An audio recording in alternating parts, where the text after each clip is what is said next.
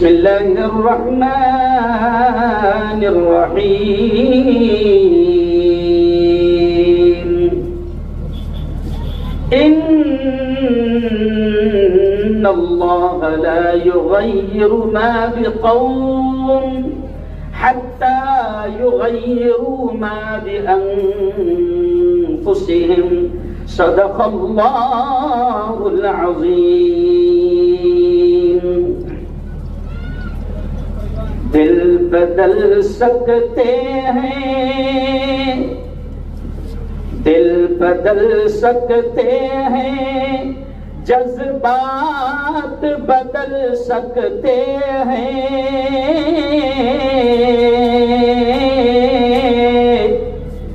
मुल्क के फिक्र ख्यालात बदल सकते हैं, दौर मौजूद के दिन रात बदल सकते हैं,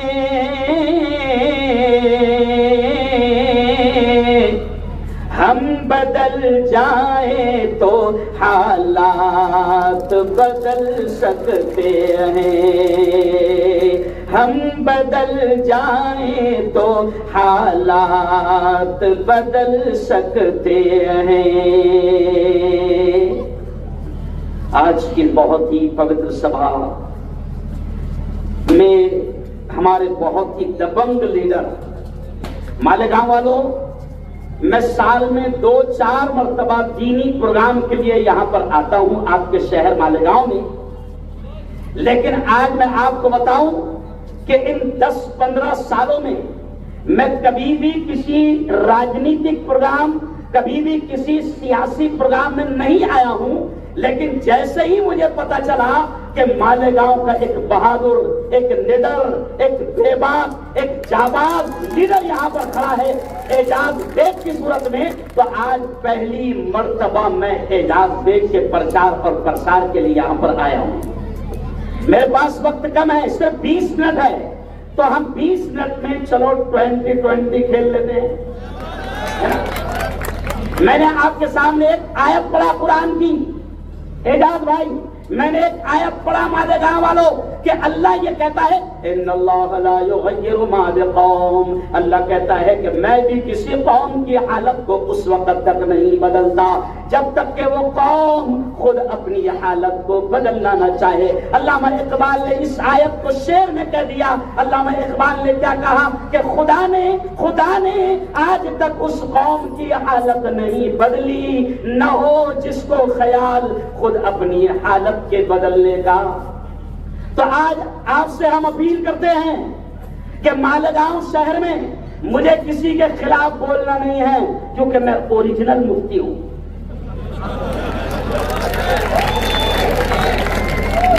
मेरा इस्लाम किसी की जात पर कीचड़ उछालने की इजाजत नहीं देता। आज मैं आपके शहर में देख रहा हूं, मुझे शर्म आती है कि आज आपके शहर में मुसलमान एक दूसरे की जात पर हमला कर रहे हैं। आप मालेगांव वालों ये फैसला करो, क्या आपको आपके बच्चों को बेवड़ा बनाना है? अरे बोलो ना, नहीं। आप फैसला करो, क्या आपके बच्चों को आपको बंदूक चलाने वाला मवाली और गुंडा बनाना है? नहीं, आपको फैसला करना है। इसलिए आज मैं आपसे कहता हूं कि अल्लाह भी ये कहता है कि मैं भी किसी कौम की हालत को उस वक्त तक नहीं बदलता जब तक कि वो कौम खुद अपनी हालत को बदलना ना चाहे। मालेगांव वालों, आज भारत की सबसे बड़ी party, national party, Congress party ने अगर एजाज बेग को चुना है तो कोई तो बात है। एजाज, हम छोटी मोटी पार्टियों के लिए नहीं आए हैं। एक शख्स मुझे मिले पर्चा भरते वक्त, मुझे देखकर वो बिल्कुल शॉक हो गए और मुझसे कहने लगे मुफ्ती साहब कैसे आए हो? मैंने कहा कि हाथ ही हालात को बदलेगा, पंजे का प्रचार करने के लिए आया।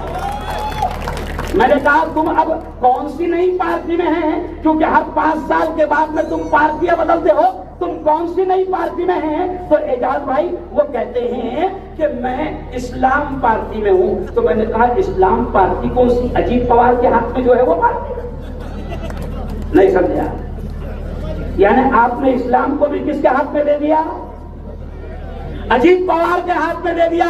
ओ यारो, मेरे पास शहर के लोकल मुद्दे बयान करने का वक्त नहीं है। सिर्फ आओ, मैं खुलकर एक बात कहता हूं कि आप और हम सब मुसलमान हैं। मुझे दोनों हाथ उठाकर बताना कि आप तमाम नबी से सच्चा इश्क करते हैं।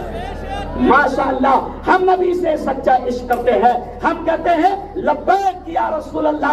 हम कहते हैं मेरे माँ बाप आप पर कुर्बान या रसूल अल्लाह। हम कहते हैं मेरी औलाद आप पर कुर्बान या रसूल अल्लाह। हम कहते हैं मेरा सब कुछ कुर्बान आप पर है रसूल अल्लाह। लेकिन आप देखो कि इस वक्त महाराष्ट्र की शिंदे सरकार, फडणवीस सरकार, बीजेपी की सरकार, अजीत पवार की सरकार, वो सरकार खुलकर ये कहती है, एजाज भाई, वो सरकार ये कहती है कि जिस शैतान ने, जिस खबीस ने, जिस मरदूद ने मेरे नबी की शान में गुस्ताखी किया, वो खबीस रामगिरी महाराष्ट्र की ये सरकार कहती है, अजीत पवार की सरकार कहती है, शिंदे की सरकार कहती है, फडणवीस की सरकार कहती है कि महाराष्ट्र के बाल को भी धक्का लगने नहीं देंगे। तो अब बताओ, जो लोग ऐसी सरकार के हाथ में है, मेरी एक वीडियो आपने देखा होगा, मैंने खुलकर कहा था, एजाज भाई, मैंने खुलकर कहा था कि जो अजीत पवार के साथ है वो रामगिरी के साथ है। यहां बजाओ तालियां, जो जोर से बोलना, जो अजीत पवार के साथ है वो, जोर से बोलो, जो अजीत पवार के साथ है वो रामगिरी के साथ है। जो फडणवीस के साथ है वो रामगिरी के साथ है। जो शिंदे के साथ है वो रामगिरी के साथ है। और सुन लो, जितने भी लोग यहाँ पर खड़े हुए हैं, आप उन तमाम को जानते हैं। लेकिन एक आदमी तो ऐसा है कि जो अभी करोड़ों रुपए का पावर दिखा रहा है, आरिफ कमर साहब, वो पूरा के पूरा पावर करोड़ों रुपए का अजीत पवार का है। बेगरामत उनको दिखा देना कि गुस्ताखे रसूल को हम किसी भी हाल में माफ करेंगे। जोर से बोलो, गुस्ताखे रसूल को हम किसी भी हाल में माफ करेंगे नहीं। और सुन लो, मालेगांव की आवाम पढ़ी लिखी है, मालेगांव वाले जाहिल नहीं है। मालेगांव वाले जानते हैं कि अजीत पवार के साथ में कौन है। मुझे नहीं मालूम, जरा भाई, मैं तो यहाँ करनी हूँ, तुम ही बोलो कौन है अजीत पवार के साथ। अरे जोर से बोलो, अरे अजीत पवार का आदमी कौन है, मुझे नहीं मालूम, जोर से बोलो। बस, तो जो अजीत पवार का आदमी है वो रामगिरी का आदमी है। हम ऐसे शख्स को, और जोर से बोलो, मां की कसम खा के, ऐसे शख्स को नहीं देंगे। और याद रखो, ये भी याद रखो, मैं अभी आपके शहर में आया, वो जाफर नगर, और वहां से मैं एंट्री मारा, कसम खुदा की, एजाज भाई, मुस्तकीम भाई, मैंने देखा कि कितना बुरा हाल आप लोगों ने, आमदारों ने यहाँ मालेगांव का कर दिया। अरे वो समृद्धि हाईवे, यह जुमला सुन ला, वो समृद्धि हाईवे 600 किलोमीटर का बन गया, उसके साथ में इस पुल का उद्घाटन हुआ था, ये 3 किलोमीटर का अभी तक नहीं बन पाया। समझ गया बेचारा, तो ये लूटमार कर रहे हैं। अगर आपको, सुनो, और अगला जुमला सुनो, आपको मुल्क से, ये जुमले पर ध्यान देना, आपको मुल्क से जालिम सरकार को हटाना है कि नहीं हटाना है? आपको मुल्क से कातिल सरकार को हटाना है कि नहीं हटाना है? आपको मुल्क से मुसलमानों की दुश्मन सरकार को हटाना है कि नहीं हटाना है? आपको मुल्क से गरीबों की दुश्मन और किसानों की दुश्मन सरकार को हटाना है कि नहीं हटाना है? हटाना है। तो वो है मोदी सरकार।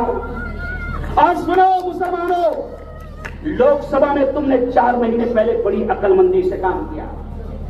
लोकसभा में तुमने बड़ी अक्लमंदी से काम किया। उसका नतीजा क्या निकला कि जो मोदी कहता था 400 पार हो जाऊंगा, 240 पे अटक गया, तो अब वक्त बिल पास नहीं कर पा रहा। हमसे पूछ रहा, क्यों पूछ रहा?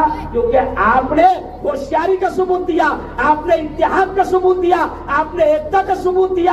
आप बहके नहीं, आप भटके नहीं, आप बिके नहीं। आपने 4 महीने पहले एकता का सबूत दिया, तो नरेंद्र मोदी, बीजेपी की जालिम सरकार 240 पे रुक गई, तो ताकत खत्म हो गई। अब एक तरफ से नीतीश बाबू है, एक तरफ से चंद्रबाबू नायडू है, यानी बेचारा मोदी दोनों तरफ सहारे से खड़ा है। अब नीतीश कुमार को बेचारा पलटू रहा में, कब पलट जाएगा भरोसा नहीं है। तो ये मोदी सरकार को आपने लोकसभा में हराया। मैं आपसे कहता हूं मुफ्ती हारून नदवी, मैं आपसे कहता हूं अगर आपने महाराष्ट्र से इसको साफ कर दिया, अल्लाह की कसम मुल्क बच जाएगा। और हम मुल्क के चाहने वाले हैं साहेब, निखिल भाव, हम मुल्क के चाहने वाले हैं। सुनो, हम मुल्क को बचाने का काम कर रहे हैं। ये कांग्रेस पार्टी, आपने देखा होगा कि जब ये शैतान लोग पूरे मुल्क में नफरतें फैला रहे हैं, दुश्मनियां फैला रहे हैं, हिंदू मुसलमान में दंगे फैला रहे हैं, तो उस वक्त हमारे नेता राहुल गांधी ने मोहब्बतों का व्यापार शुरू कर दिया है। हमारा राहुल गांधी, हमारा नेता, हमारी पार्टी मोहब्बत, एकता, अमन, शांति और सद्भावना का पैगाम दे रही है। अगर आपको, मैं तो मेरे हिंदू भाइयों से भी कहता हूं, मैं तो मेरे जैन भाइयों से भी कहता हूं, मैं तो मेरे बौद्ध भाइयों से भी कहता हूं, मैं तो मेरे दलित भाइयों से भी कहता हूं कि अगर देश में अमन, शांति, सुकून लाना है और देश को तरक्की में पहुंचाना है तो मोदी को हटाओ। बोलो जोर से, मोदी को। देखो मैं नारा लगाऊंगा, आपने बोलना देश बचाओ। मोदी हटाओ, जोर से बोलो, मोदी हटाओ, मोदी हटाओ। तो मोदी को हटाने का काम ये अपने आसिफ बाबू थोड़ी करेंगे।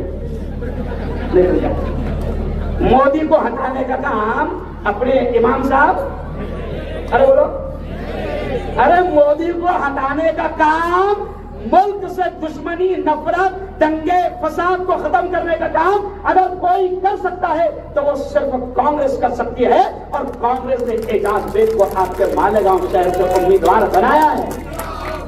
कांग्रेस ने एजाज बेग को, और एजाज बेग साहब इधर आइए, आप आइए, आइए, ये देखिए जहां तक निगाह जा रही है, सुनो सुनो, जहां तक निगाह जा रही है एजाज भाई, पब्लिक आई हुई है और ये सब बगैर पैसों की है।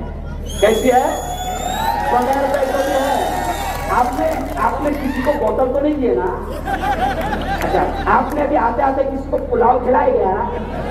नहीं ना। फिर पुलाव नहीं खाए फिर भी तुम्हारे जलसे में आ गए, बोतल नहीं लिए फिर भी तुम्हारे जलसे में आ गए।